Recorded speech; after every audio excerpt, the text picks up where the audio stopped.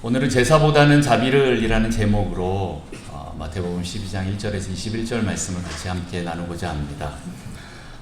여러분 지난주 말씀 혹시 기억나십니까? 수고하고 무거운 짐진 자들아 다 내게로 오라 라는 말씀으로 여러분들에게 제목 기억나시나요? 율법이 아닌 기쁨과 감사로. 역시 성가대 쪽에서 대답이 잘 나오는 거 보니까 모범생들이네요. 네, 그런 말씀으로 지난주 같이 함께 했습니다. 여기서 말하는 그 무거운 짐은 문맥상 뭐라고 했죠? 율법의 멍에다 라고 말씀을 드렸습니다. 그와 반대로 예수님의 멍에가 나옵니다. 예수님의 멍에는 가볍고 쉽다라고 했습니다. 이 둘의 차이가 뭐죠? 그냥 단순히 가볍고 무거운 그런 차이일까요? 율법의 멍에는 두려움과 수치심 그리고 죄책감 그리고 그 행위에 기반돼서 나오는 그 종교의 행위들을 말하고 있는 것입니다. 하지만 예수님의 그 멍에는 사랑과 자비와 긍휼, 그 은혜로 우리의 존재를 살려주는 그런 멍에다라고 말씀을 드렸습니다. 율법은 무겁고 사랑은 가볍습니다. 여러분 사랑하면 쉽다라고 말씀드렸었죠. 그러면서 이제 연애하던 제 친구 얘기를 했었는데 하루에 100km를 왕복 운전을 하면서도 그것이 너무 기쁨으로 그렇게 하는 것을 보면서 사랑하면 저렇게 되는구나, 쉬워지는구나. 저보고 그렇게 하라 그랬으면 돈 줄 테니까 하라 그래도 저는 싫었을 텐데 네, 그 친구는 돈을 안 줘도 그렇게 하는 것은 뭐 때문에 그랬습니까? 사랑 때문에 그랬다라는 것입니다. 예수님도 그 사랑 때문에 그 십자가를 지실 수 있었다라는 것입니다. 우리를 사랑하시기에 그 어려운 십자가의 멍에를 가볍게 지셨습니다. 그렇게 예수님이 우리 짐을 대신 지심으로 우리를 쉬게 하시고 참 안식으로 초대하고 계십니다. 이런 예수님의 마음이 이제 오늘 12장에 잘 나오는 또 그 사건이 생깁니다. 네, 바로 안식일 논쟁입니다. 우리 1절, 2절 말씀을 한번 다 같이 한번 읽어볼까요? 1절, 2절 시작. 그때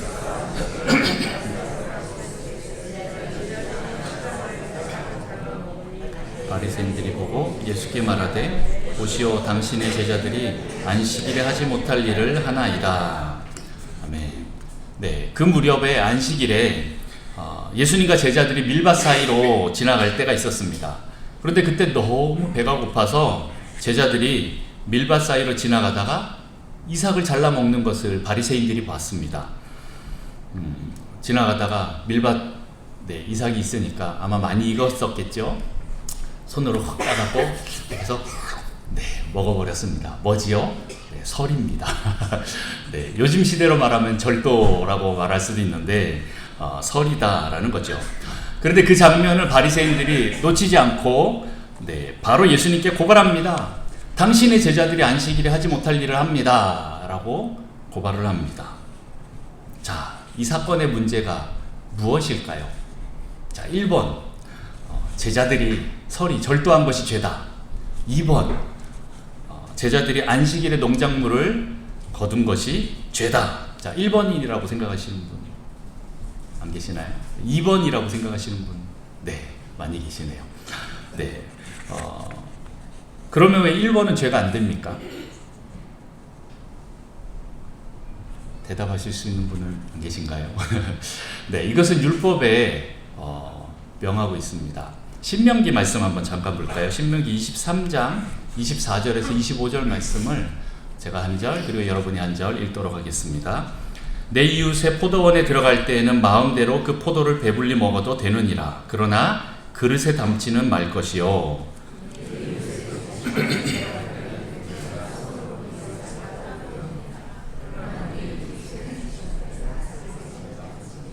아멘. 그 당시 율법에는요, 제자들이 남의 밭에 들어가서 배가 고프다고 그 이삭을 따먹는 건 죄가 아니었다라는 거죠. 포도밭을 지나가다가 포도 한 송이를 따먹는 건 죄가 아니다라는 거예요. 현대 시대에는 죄였지만 우리 한 몇십 년 전만 해도 이런 서리를 안 해보신 분 계시나요? 다 해보셨죠? 저만 한 거 아니죠? 동네에 배고프면 이제 친구들하고 지나가다가 감자가 다 익을 때쯤 되면 이제 감자를 캐갖고 하여튼 제 고백입니다. 감자를 이렇게 몰래 빼오고 또 들키면 안 되니까 이렇게 잘 다시 심어놓고 이렇게 와서 감자를 구워 먹고 뭐 그랬던 적이 있습니다. 어쨌든 그런 서리들을 많이 했었는데 예전에는 그런 서리를 하는 것에 대해서 거의 애교 수준으로 봐줬습니다. 왜냐하면 다들 배고픈 시절이었기 때문에 정말 배고픈 사람들은 그렇게 그 정도 먹는 거에 대해서 눈 감아줬었죠. 하나님도 율법으로 그 정도는 이제 봐주고 계신다라는 겁니다. 정말 배가 고파서 굶어 죽는 사람에게 자비를 베풀었다라는 거죠. 그런데 안 되는 게 있습니다. 뭐가 안 되죠? 네, 대접제로 이렇게 그릇채로 아주 큰 바구니를 가져가서 따는 거, 그리고 담아 갖고 오는 거 안 됩니다. 그리고 이삭도 낫으로 베면 안 됩니다. 다시 말해서 이것들은 아예 엄연한 도둑질이다라는 거죠. 배가 고파서 정말 배가 고파서 굶어 죽으려고 하는 그 사람에게 그런 거 먹는 거에 대해서는 굉장히 자비와 관용으로 베풀어 주지만 아예 그냥 대놓고 그것을 훔쳐오려고 한다라는 것은 도둑질입니다. 제가 어릴 때 저희 외할아버지가 사과 농사를 지으셨습니다. 가을에 이제 사과를 다 따갖고 갯작으로 해서 상자들을 다 해갖고 잔뜩 사과밭에다 쌓아놓고 자 내일 아침에 트럭으로 잔뜩 실어서 부산 자갈치 시장에 이제 갖다 팔려고 이게 다 쌓아놨었습니다. 그런데 그 다음날 아침에 일어나서 봤더니 그 사과들이 싹 다 사라진 거예요. 깜짝 놀랐죠. 네. 그런데 저희 외삼촌들이 이제 성격이 보통이 아니거든요. 동네 돌아다니면서 다 뒤져갖고 수소문해갖고 누가 그랬는지 이제 찾아본 거지요. 실은 어디서 무엇을 수확하는지 아는 거는 그 동네 사람들일 거 아니에요. 물론 뭐 외부 사람이 와서 이렇게 지켜봤을 수도 있지만 동네 청년 4명이서 그렇게 했다라는 걸 보고 아주 혼쭐을 내는 그 장면을 어릴 때 봤습니다. 농사를 짓는 농사꾼들이 수확물, 1년 추수한 그 수확물을 다 도둑맞는다라는 것은 굉장히 큰 일입니다. 왜냐하면 1년 동안 그 하나를 바라보면서 버티고 있는 건데, 그리고 요즘에 그 은행에다가 대출을 다 받아놓고 그렇게 살아가잖아요. 그리고 그 1년 수확물을 가지고 그 대출을 갚고 그 다음 또 한 해를 살아가는데 그게 싹 다 사라지면 어떻게 됩니까? 아예 굶어 죽으라고 하는 얘기입니다. 죽으라는 얘기인 거죠. 자, 어쨌든 율법에서는 배가 고파서 잠깐 따먹는 것은 괜찮은데 이렇게 아예 낫이나 큰 바구니를 들고 들어가서 뭐 경운기나 트랙터를 끌고 들어가서 다 싹 쓸어온다. 이거는 절대 안 된다. 이거는 도둑질이다라는 거죠. 자, 오늘 제자들은 밀 이삭을 잘라먹는 것은 죄가 아니었습니다. 그런데 마침 그게 안식일이었다라는 거지요. 그러니 바리새인들이 왜 안식일에 일을 하느냐, 노동을 하느냐라고 이렇게 얘기를 하는 거죠. 그럼 제자들은 뭐라 그래요? 배고파 죽겠는데 그럼 그냥 있냐? 뭘 먹어야 좀 살지. 이렇게 얘기를 반발할 수도 있다라는 거죠. 다시 말해서 지금 여기가 어떤 구간입니까? 율법이 충돌하는 구간입니다. 네, 딜레마존이라고 하지요. 네, 애매한 구간이 생겼다라는 겁니다. 애매합니다. 네, 혹시 이거 유행어 아십니까? 옛날에 어떤 그 코미디 프로에서 어떤 남자가 나와서 네, 애매한 상황들을 딱 정해주는 그런 프로가 있었습니다. 애매한 것을 정해주는 남자에서 애정남이라는 프로가 있었는데 갑자기 그게 생각이 나더라고요. 오늘 이 애매한 상황, 네, 율법의 충돌 지점, 딜레마 구간, 제사와 자비가 공의와 긍휼이 부딪히는 그 구간이 생겼다라는 거예요. 안식일을 범하지 않을 것이냐, 아니면 죽지 않고 살아날 것이냐, 어떤 것을 선택할 것이냐를 정해주는 그런 일이 있어야 되는 그 상황이 생겼다라는 겁니다. 자, 여러분은 무엇을 선택하겠습니까? 1번, 사람이 사는 게 우선이다. 2번, 죽으면 죽었지 안식일을 범하는 건 절대 안 된다. 자, 나는 1번이다 라고 생각하시는 분, 2번이다 라고 생각하시는 분. 네, 예수님의 대답은 무엇이었을까요? 우리 애정남 예수님께서 뭐라고 하는지 한번 쭉 살펴보겠습니다. 첫 번째, 다윗 이야기부터 시작합니다. 여러분 다윗 잘 아시죠? 다윗이 사울 왕에게 미움을 받아서 이제 사울 왕이 이제 다윗을 죽이려고 할 그때 이제 다윗이 엄청나게 도망을 다녔습니다. 하루는 그가 이제 도망을 갔는데 어디로 갑니까? 높 땅에 아히멜렉이라는 그 제사장이 있는 그 성막에 갔습니다. 그 제사장에게 가니까 다윗을 본 그 아히멜렉 제사장이 어떻게 했다라고 나오냐면 깜짝 놀랬다라고 나옵니다. 떨었다라고 표현하는 거예요. 왜요? 지금 일반 사람들도 다 알고 있어요. 사울 왕이 다윗을 죽이려고 한다라는 것을 다 알고 있는데 그 다윗이 자기 앞에 딱 나타나니까 깜짝 놀라는 거죠. 떠는 거죠. 야, 이게 무슨 일이지? 앞으로 어떤 일이 벌어질까라고 깜짝 놀랍니다. 그러면서 묻습니다. 너 왜 혼자 왔냐? 그러니까 다윗이 거짓말을 하죠. 지금 다윗이 사울 왕이 나에게 아주 비밀스러운 작전을 하나 부여해 줬는데, 그래서 내가 급하게 온다고, 내가 혼자 왔다고, 조금 어디 가면 우리 그 동료들을 만날 것인데 혹시 떡 5덩이 혹시 없냐고, 떡 좀 주라고 이렇게 얘기를 하는 겁니다. 더 나아가서는 이제 혹시 뭐 칼이나 창 이런 거 없냐고, 그러니까 이제 골리앗의 칼을 주게 됩니다. 그때 이제 제사장이 얘기를 하는 거죠. 우리에게는 그런 떡은 없고 거룩한 떡은 있다라고 얘기를 합니다. 여기서 말하는 거룩한 떡은 무엇일까요? 네, 그 성전 안에, 성막 안에, 그 당시 성막이었죠. 성막 안에, 성소 안에 있는 떡상 위에 있는 진설병을 말하는 겁니다. 자, 참고로 이 진설병에 대해서 잠깐 얘기 드리겠습니다.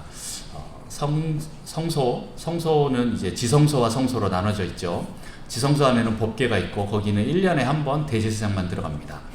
그러나 성소는 어떻게 합니까? 제사장들이 매일 들어가서 분향을 합니다.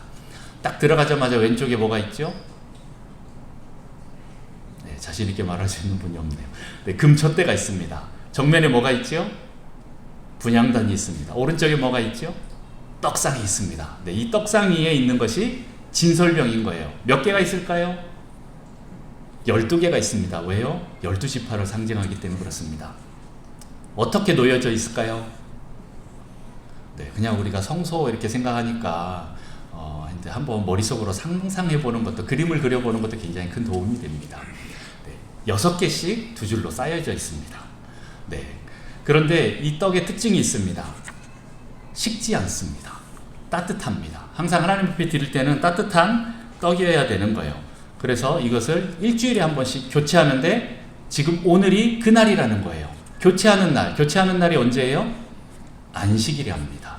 안식일에 새로운 떡을 집어넣고, 떡이라고 하니까 좀 그런데 그쪽 동네 말로 하면 우리가 표현은 이제 빵이라고 하면 좀 더 편하겠죠. 좀 이해하기 쉽습니다.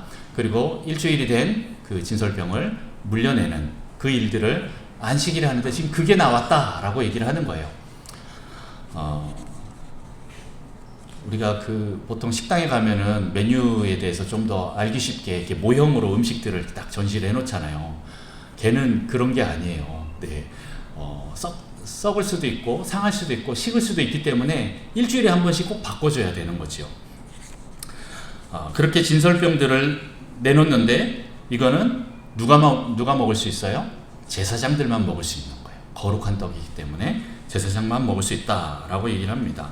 그래서 제사장이 다윗에게, 야, 네가 거룩함을 유지했으면, 그리고 함께 먹을 사람들이 거룩함을 유지했으면 이거 먹어도 돼. 이거밖에 없어. 다른 떡은 없어. 이거 먹어. 이렇게 얘기를 합니다. 그래서 다윗은 또 거짓말하죠. 내가 지금 엄청나게 열심히 달려와서 3일 동안 여자를 본 적도 없고 가까이 하지도 않았고 우리 소년들도 그렇습니다 라고 얘기를 합니다. 실은 혼자 다 먹을 건데 네, 혼자 먹을 건데 그렇게 합니다. 참고로 또 하나 더 사족 TMI인데요. 제가 TMI가 좀 많아서, 네, 이 진설병은 굉장히 큽니다. 4.4리터 정도 되는 그 밀가루로 만드니까 굉장히 큰 빵인 거예요. 그리고 5덩이면 굉장히 많겠죠. 이 한 덩이만 갖고도 혼자서 하루 종일 먹어도 다 못 먹을 만큼 배부른 양입니다. 그런데 그것을 5덩이를 들고 가면 분명히 제사장은 다음 만나는 그 사람들하고 나눠 먹을래나 보다 생각하는데 실은 다윗은 혼자 도망가려고 도피 그걸로 이렇게 하는 것입니다. 네, 또 다른 신기한 거 하나 더 말씀드릴까요? 진설병은 일주일 동안 식지 않는다라고 합니다. 따뜻하다라고 해요. 요즘에 이스라엘 사람들이, 유대인들이 제3성전을 만들려고 하다 보니까 여러 가지가 해결해야 될 문제가 있는데 이 진설병도 만들어야 되는데 우리는 보통 떡을 만들어 놓으면 하루면 다 식잖아요. 그렇죠? 네, 그런데 일주일 동안 따뜻해야 되는 이 진설병을 만드는 게 굉장히 큰 난제였다라고 합니다. 그런데 최근에 어떤 사람이 그것을 개발해서 일주일 동안 식지 않는 진설병을 만들어서 그들이 이제 그걸 준비하게 됐다, 이런 얘기가 있습니다. 어쨌든 진설병은 일주일 동안 식지 않는 빵이었어요. 그런데 이제 일주일 만에 이제 내놨는데 그 양이 엄청나게 많은 것을 지금 한 5덩이를 들고 이제 도망을 갑니다. 자, 어쨌든 이 다윗의 이야기를 가지고 예수님이 말합니다.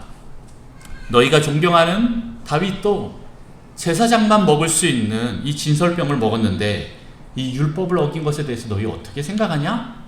라고 물어보는 거랑 마찬가지죠. 자, 이제 두 번째 이야기로 넘어갑니다. 두 번째는 제사장 이야기입니다. 안식일에도 성전에서는 제사가 진행이 되는데 그때 모든 사람은 다 안식해야 되는 그때 유일하게 일하는 사람이 있습니다. 누구지요? 제사장입니다. 그럼 이 제사장은 율법을 범한 것일까요? 아닙니다. 안식일임에도 불구하고 제사장은 거기서 일을 합니다. 예수님이 또 물어보죠. 이거 어떻게 설명할 건데? 이거는 율법에서 죄가 아니라고 말하는데 안식일임에도 불구하고 제사장은 일을 했다라는 거죠. 마치 여러분 그 교통법규를 위반하고 도망가는 그 차를 쫓아가는, 아니면 또 죄를 짓고 막 도망가는 그 차를 쫓아가는 경찰차를 생각해 보면 쉽습니다. 막 그 범인을 쫓아가는데 갑자기 신호가 빨간불로 딱 바뀌었어요. 그럼 범인은 어떻게 할까요? 멈출까요? 네, 여러분 영화를 상상하시면 됩니다. 차들이 막 다니는 그 사이 쏙 지나갑니다. 그런데 경찰은 어떻게 합니까? 경찰이니까 신호를 잘 지켜야지 하고 딱 멈춥니까? 아니죠. 같이 따라갑니다. 경찰이 법을 어깁니다. 그런데 이거는 불법이 아닙니다. 네, 그 차를 잡으러 가는 것, 교통법규를 어기는 것 불법이 아닙니다. 왜요? 경찰차를 법으로 다 보호해주기 때문에 그렇습니다. 마찬가지로 제사장이 안식일에 일을 하는 것, 성전에서 일을 하는 것 죄가 아니다라는 거죠. 자, 세 번째 이야기로 넘어갑니다. 성전과 제사 이야기고 또 그 다음 네 번째 안식일 이야기가 나옵니다. 6절부터 8절까지 한번 읽어보겠습니다. 6절 제가, 7절 여러분, 8절 같이 읽습니다. 내가 너희에게 이르노니 성전보다 더 큰 이가 여기 있느니라.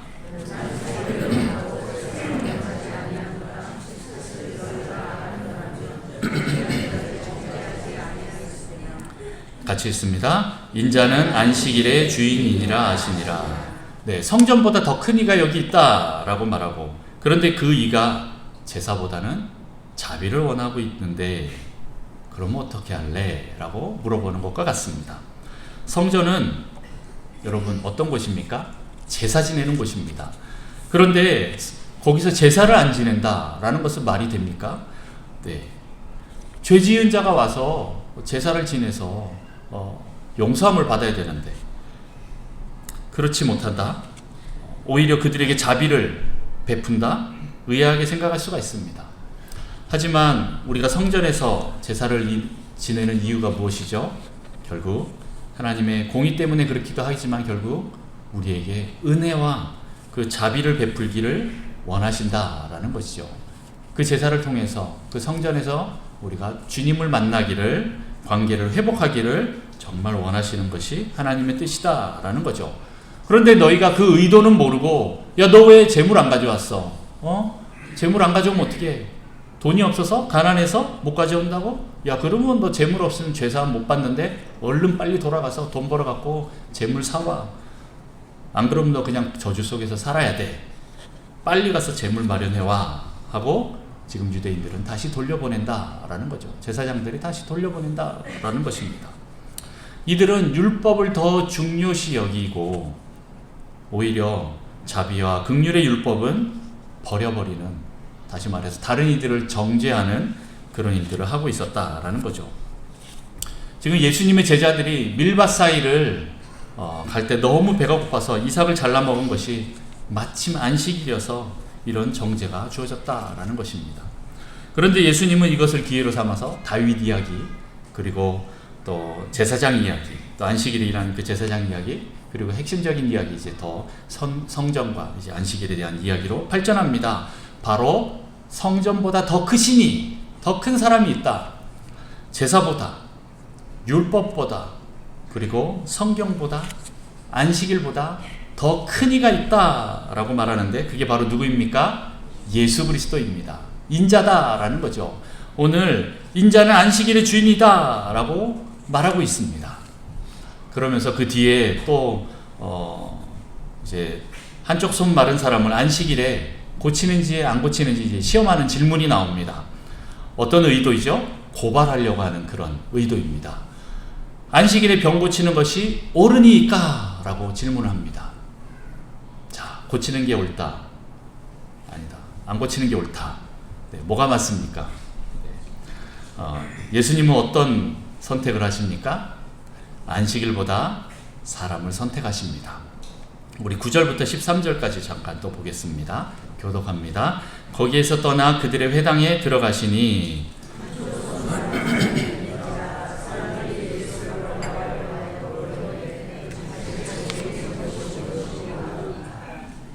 예수께서 이르시되 너희 중에 어떤 사람이 양 한 마리가 있어 안식일에 구덩이에 빠졌으면 끌어내지 않겠느냐.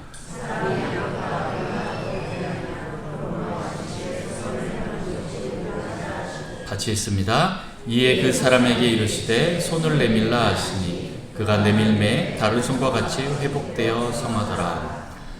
안식일이 더 중요하냐 아니면 선을 행하는 것이 더 중요하냐 라고 예수님께서 물어보시면서 안식일임에도 불구하고 손 마른 자를 고쳐주십니다. 상한 갈대를 꺾지 않으시는, 그리고 꺼져가는 심지를 끄지 않는 자비의 하나님의 모습을 보여주시고 계십니다. 여러분, 무엇이 더 중요합니까? 여러분, 손 마른 자 내일 고쳐도 되지 않습니까? 꼭 오늘 왜 안식일 날 고칩니까? 당장 죽는 거 아니잖아요. 네. 그런데 예수님 뭐라고 하시죠? 네. 야야, 내일 와, 내일. 지금 사람들이 다 보고 있어. 야, 좀만 갔다가 내일 갔다 참고 내일 와. 그러면 내가 고쳐줄게. 이렇게 말씀하십니까? 아니지요. 지금은 참 안식을 누리지 못하는 그 사람을 안식을 주시는, 그 사역을 하고 계시는 그 예수님의 모습을 보고 계십니다. 진정한 안식을 회복하는 그 사역을 예수님께서 하고 있다라는 거죠. 도리어 안식일에는 이런 일을 하는 게 더 맞다라고 말씀하시는 것입니다. 제사장이 안식일에 사역했던 것처럼, 일을 했던 것처럼 지금 안식일에 오히려 선을 행하는 것이 더 맞다라고 얘기를 하는 거죠. 바리새인과 서기관들은 율법과 전통에서 뭐 하지 마라, 뭐 하지 마라 라고 하면서 법규를 계속 만들어내고 하지 마라로 일관됩니다. 그러나 예수님은 어떻게 합니까?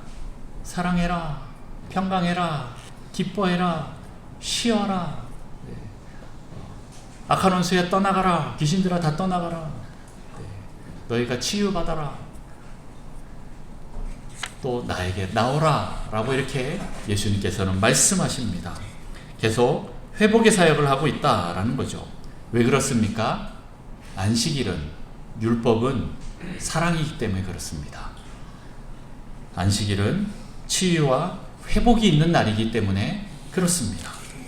그래서 안식일의 주인, 이 안식일을 만드신 예수님이 안식일의 의미를 더 잘 살리는 일을 지금 하고 계신다라는 거죠. 그러나 바리새인은 여전히 율법적인 시각으로만 바라봐서 행위에만 포커스를 맞춥니다. 예수님이 그들에게 우상이 되어버린 그 성전 건물에 대해서, 그 신성시하는 그 성전 건물에 대해서 무시하고, 그리고 안식일을 비판하고, 또 자기들이 만든 법규를 어긴다라고 생각해서 바리새인들은 그때부터 예수님을 죽이려고 작정합니다. 지금 성전보다 더 크시니 하나님의 아들이 눈앞에 와 있는데도 예수님이 자기네들을 만들었던 그 규정을 어기니까 죽여버리려고 하는 그 일들이 일어납니다. 실은 이게 율법주의적인 전형적인 사고입니다. 문제가 있으면 문제 자체를 다 없애버리려고 하는 거지요. 여러분 그거 아십니까? 세월호 사건이 있고 난 뒤에 전국에 있는 모든 학교에 수학여행이 사라졌었다. 지금은 다시 부활했지만 한동안 사라졌었다라는 걸 다 아시지요. 마치 수학여행이 문제인 것처럼, 해서 아예 문제의 싹을 잘라버리는 거죠. 어제 이 동네에 있는 모 고등학교에서 수학여행을 없애버렸다라는 얘기를 들었습니다. 수학여행만 가면 수습할 수 없는 사고들이 자꾸 터지니까 아예 수학여행 자체를 없애버렸다, 이런 얘기를 하는 거죠. 만약 수학여행이 문제라면 전국의 다른 수학여행을 가는 학교들도 다 문제가 생겨야 되죠. 그런데 그 문제의 근원을 못 찾으니까 이런 일들이 벌어지고 있었다라는 겁니다. 마치 교통사고가 나면 교통사고가 나니까 안 되겠다, 차를 없애버려야겠다라고 하는 것과 마찬가지입니다. 머리가 아프면 어떻게 합니까? 뇌를 없애버리는 거고, 팔이 아프면 팔을 잘라버리는 그런 일들을 지금 하고 있다라는 거예요.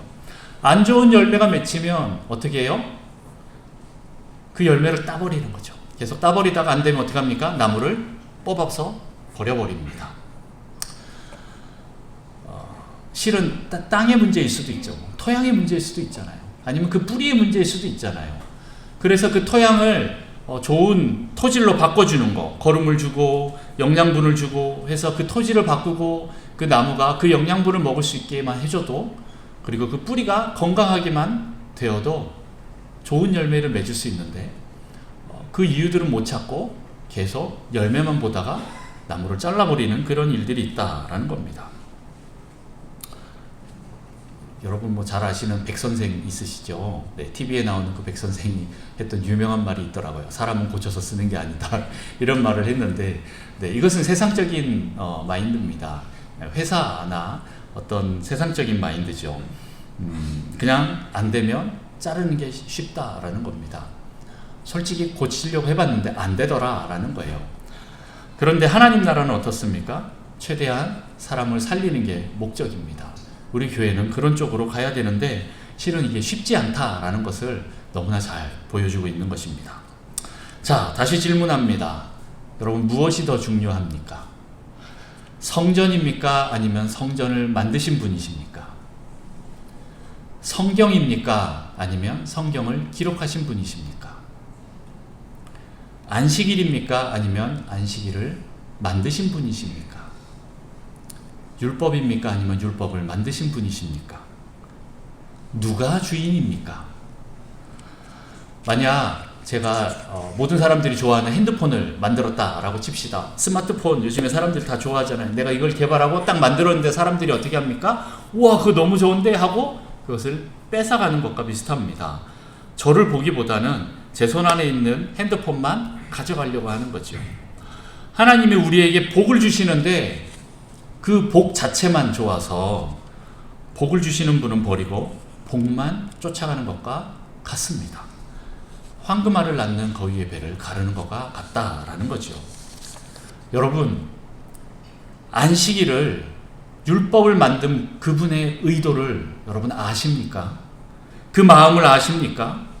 왜 자신이 지금 자기가 만든 그 안식일을 깨면서까지 일을 하고 계시는지 여러분 아십니까?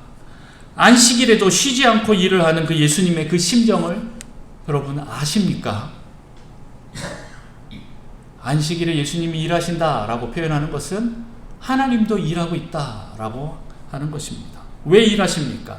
안식일을 만드신 분이 왜 안식일을 깨면서까지 이런 일들을 하십니까? 우리 인간이 하나님을 떠났기 때문에, 우리를 구원하기 위해서 안식일에도 쉴 수가 없다라는 것입니다. 우리 인간이 하나님을 떠났기 때문에, 수고하고 무거운 짐진 자들이 되었기 때문에 그런 우리를 쉬게 하시려고 바로 자기가 만든 안식일을 깨면서까지 우리를 구원하시려고 하는 하나님의 그 사랑이 보이지 않습니까?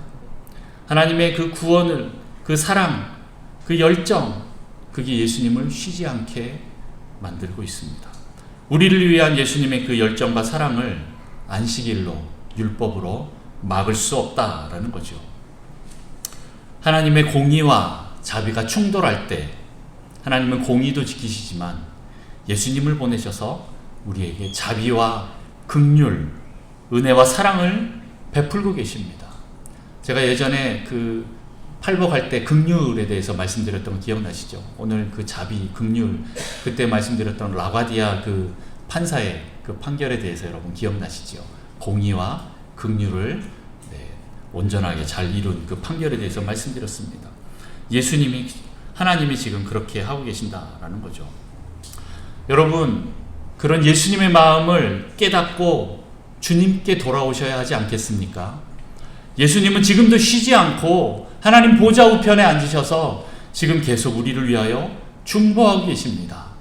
성령님은 지금도 쉬지 않고 말할 수 없는 그 탄식으로 우리를 위하여 친히 간구하고 계십니다. 여러분, 은혜로 시작했다가 율법으로 마치지 마십시오. 그곳으로 돌아가지 마십시오. 계속 하나님의 은혜 가운데 머무십시오. 은혜 안으로 들어가십시오. 다시 율법주의로 돌아가거나 아니면 다른 사람들에게 무거운 멍에를 매게 하는 그런 어려운 일들을 시키지 마십시오. 제사보다는 자비를 베푸시는 그 예수님의 마음을 본받으십시오. 여러분, 우리의 율법의 멍에 때문에 주님은 지금도 쉬지 않고 계속 계십니다. 모든 사람이 구원을 받아서 이 죄의 짐, 율법의 짐에서 벗어나는 그날까지 지금 예수님은 쉬지 않고 일하십니다. 그러니 여러분, 다시 율법으로 돌아가지 마시고 은혜 안에 머무십시오. 여러분, 예수님께 다시 오십시오. 그리고 예수님의 멍에를 매십시오. 율법이 아닌 사랑과 자비와 은혜, 그리고 겸손과 온유의 멍에를 매십시오. 그렇게 우리는 예수님 안에서 참된 쉼과 안식을 누릴 수 있습니다. 그래서 우리의 쉬지 않고 무겁게 다가왔던 그 짐들, 죄의 짐들, 인생의 문제들, 그 인생의 짐들, 율법의 짐들을, 그 오랜 짐들을 다 벗어버리는, 그래서 예수님 안에서 다 해결되는 여러분 되시기를 축복합니다. 여러분들 주님께 나오면 주님께서 그 모든 짐들을 벗겨주시고 율법의 짐들을 벗겨주시고 사랑과 은혜와 자비와 긍휼과 겸손과 온유의 멍에를 매게 하실 때 우리는 이 길을 쉽고 가볍게 끝까지 갈 수 있습니다. 여러분, 주님께 나오셔서 주님의 멍에를 매는 여러분 되시기를 축복합니다. 참된 쉼과 안식을 누리는 여러분 되시기를 축원합니다. 기도하겠습니다. 하나님 아버지, 감사합니다. 오늘 우리 가운데 그동안 수고하고 무거운 짐진 자처럼 너무나 많은 율법의 짐들, 인생의 짐들, 죄의 짐들을 메고 가는 저희를 보게 됩니다. 하나님, 그동안 얼마나 하나님께서 은혜를 주셨는데 불구하고 우리가 다시 율법으로 돌아가는 모습들을 보게 됩니다. 하나님, 다시 한번 그 율법에서 돌아와 율법주의에서 돌아와 하나님의 그 은혜 안으로 들어가길 원합니다. 하나님, 저희를 도와주시고 다시 한번 또 우리에게 오늘 은혜를 더하여 주옵소서. 하나님의 사랑을 주님 더하여 주옵소서. 그래서 온전히 이 모든 행위들을 넘어서 존재 대 존재로 주님과 그 사랑의 관계로 들어가는 저희가 되게 하시고 하나님과 인격적인 관계를 통하여 하나님, 우리가 온전히 이 길을 끝까지 갈 수 있는 저희 될 수 있도록 축복하여 주옵소서. 감사합니다. 이 모든 일을 이루신 주님을 찬양합니다. 예수님의 이름으로 기도합니다.